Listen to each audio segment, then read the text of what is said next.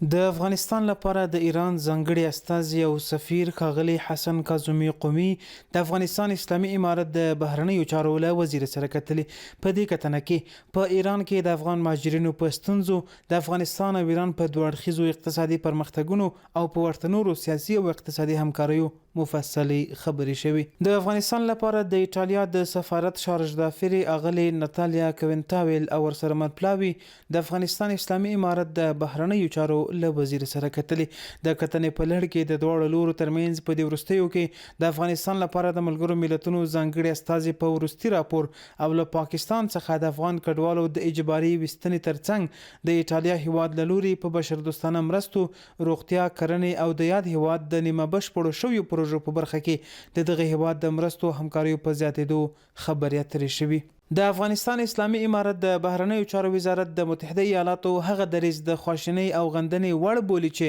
د ملګرو ملتونو امنیت شورا او نړیوال اجماع په خلاف یې هغه پریکړه لیک ویټو کړ چې په غزه کې د اوربند غوښتنه کړې وه. امریکا په دې ډول د غزې په روان ظلم کې ځان په ښکاره توګه ښکیل وښود. په مالیزیا کې د افغانستان اسلامي امارت لوی سفارت سرپرست ښاغلی نقیب الله احمدي د مالیزیا هیواد د طبي شورا له اجرایوي رئیس ډاکټر محمد انس سره کتلې. په یاده کتنه کې د افغانستان او مالیزیا هیوادونو د طبي شوراګانو ترمنځ د تجربو شریکولو، د نړیوالې طبي شورا په کلنیو غونډو کې د افغانستان ګډون، د ډاکټرانو د ټریننګ او نړیوالو سټنډرډونو عملي کولو په برخه کې د همکاریو ژمنه شوې.